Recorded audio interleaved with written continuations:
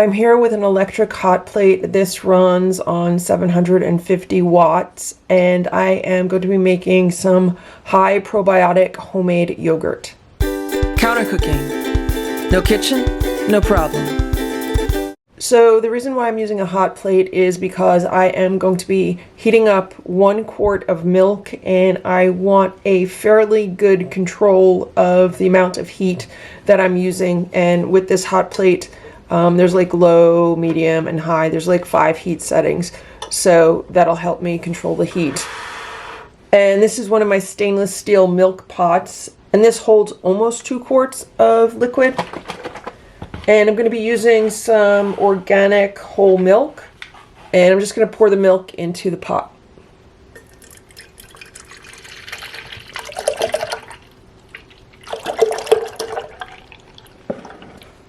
I just plugged the hot plate in, and now I am going to put it on medium right now. So what I want to do is I want to bring this milk up to just below a boil, to where it starts to simmer. Once it gets to that point, then what I do is I turn the heat off and let it cool down.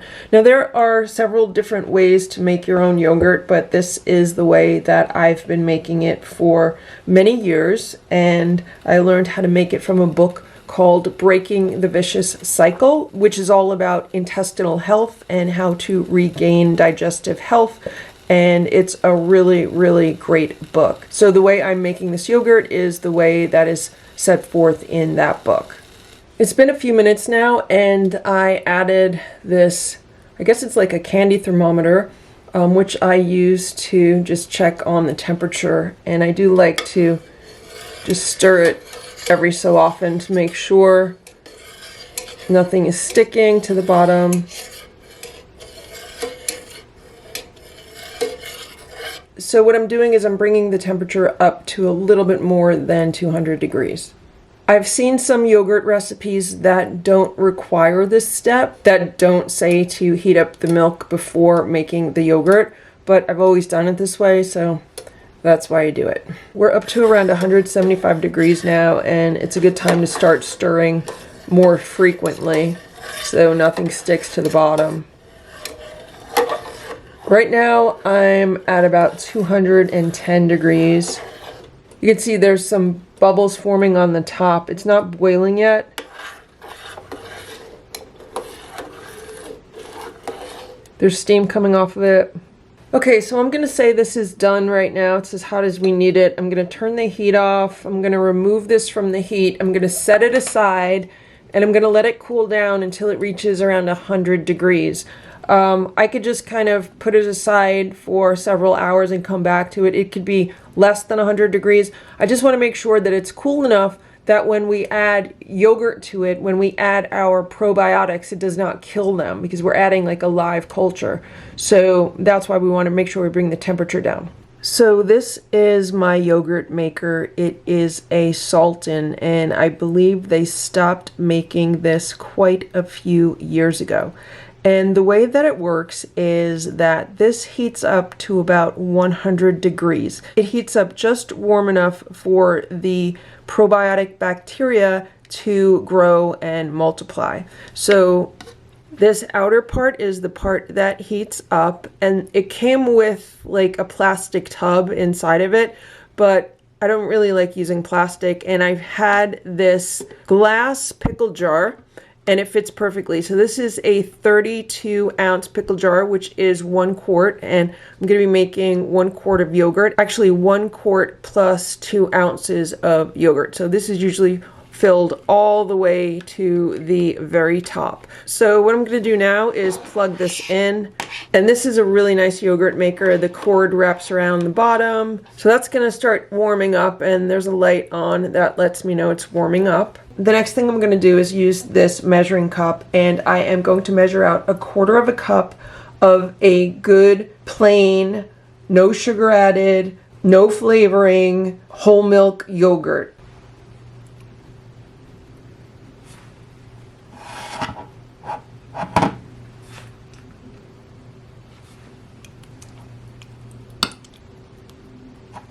So here I have about 1/4 cup of yogurt, And I'm going to add about a half cup of the cooled down milk.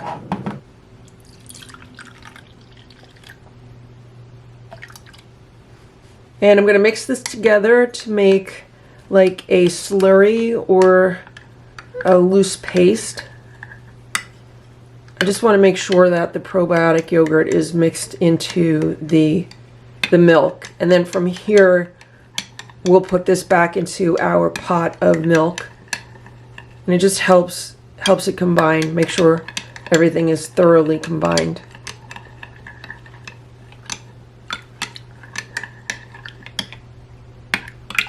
And that looks good. And here's my pot of milk. I'm going to stir in the probiotic mixture.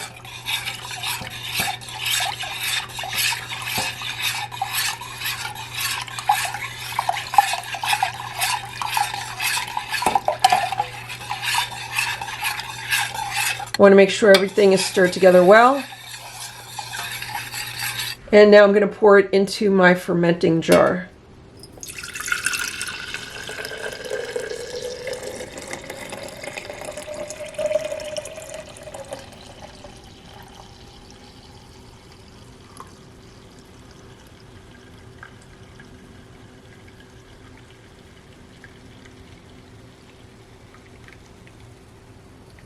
So all I'm going to do now is put the lid on, and I'm going to put it in the yogurt maker. There we have it.